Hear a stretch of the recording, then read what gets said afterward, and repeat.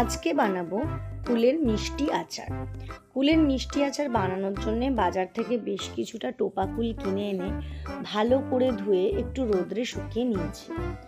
এই রোদ্রে শুকিয়ে নেওয়া কুলগুলোর মুখকে কড়াইতে দেওয়ার আগে আমরা কিছুটা ধনে, কিছুটা পাঁচফোড়ন, শুকনো লঙ্কা আর জিরে কে একসাথে কাঠখোলায় অর্থাৎ কড়াইতে কোনো তেল না দিয়ে ভালো মতন করে ভেজে নেব। ভাজার পর সেটাকে আমরা কোনো চাকি বেলনি বা হামানদিস্তাতে একটু আধ ভাঙা করে গুঁড়ো করে নেব। একদম পুরো পাউডার বানাবো না, একটু একটু দানা দানা থাকবে এমনভাবে এটাকে গুঁড়িয়ে নিতে হবে। তো এখন আমি ওই ভাজা মশলাগুলোকে কাঠখোলায় ভেজে ঠান্ডা হওয়ার জন্য রেখে দিয়েছি। এদিকে ওই কড়াইটাতেই সামান্য পরিমাণে তেল দিয়ে কুলগুলোকে ঢেলে দেবো। এই কুলগুলোর মধ্যে অবশ্যই একটু নুন আর হলুদ দিয়ে জল দিয়ে সেদ্ধ করতে হবে। খুব বেশি জল দেব না, এমন একটা পরিমাণ জল দেব যাতে কুলগুলো সেদ্ধ হয়ে যায়। অতিরিক্ত জল থাকলে কিন্তু একটু অসুবিধেই হয়। তবে হলুদটা কিন্তু ম্যান্ডেটরি নয়, এটা ইচ্ছা মতো দেওয়া যায়। আমার সুন্দর রং আনার জন্য আমি হলুদটাকে দিই।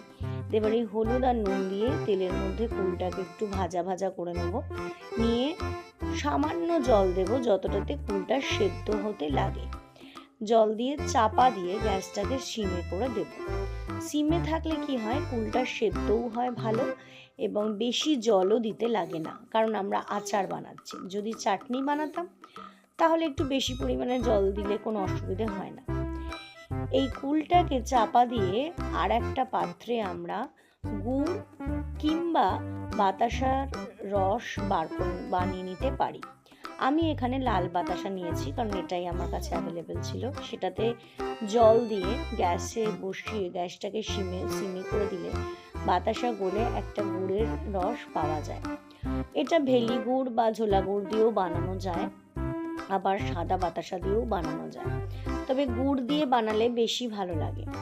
গুড়ের বাতাসাও সেই একই কাজ করে। এবার যখন আমরা দেখব যে কুলটা সেদ্ধ হয়ে গেছে, কুল সেদ্ধ হয়ে গেছে বোঝার সহজ উপায় হলো খুন্তি দিয়ে নাড়লেই কুলের আঁটি আর খোসা আলাদা হতে শুরু করবে। কুলগুলো সেদ্ধ হয়ে ফেটে যায় এবং আমরা নিজে থেকেই সামান্য নাড়াচাড়া করলে আলাদা হয়ে যায়। এবার তার মধ্যে গুড়ের যে রসটা আমরা বানিয়ে রেখেছি বা ঝোলা গুড়টা বানিয়ে নিয়েছি সেটা দিয়ে দেবো। দিয়ে গ্যাসটাকে হাইতে করে টকবক করে ফুটতে দেবো।